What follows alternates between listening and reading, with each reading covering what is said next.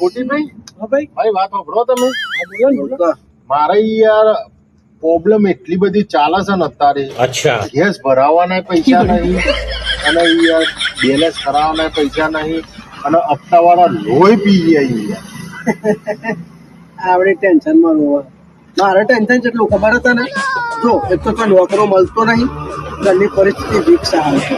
એટલું કાઢો ને બાપુ મોદો પડ્યો હોય ને કંટાળજો ને દવાઓમાં તો લે હમણાં અમે તો નોકરું નહીં શું કરવાની ખબર પડી. તમારે ગુટી બીજું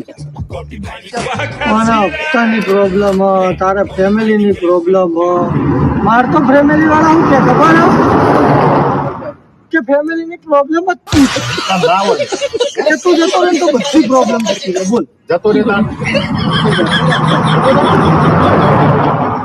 જતો રહેતા તું લેવા રોજ ઉપર એટલે રેવા દે હોય તો બે હોવા દે.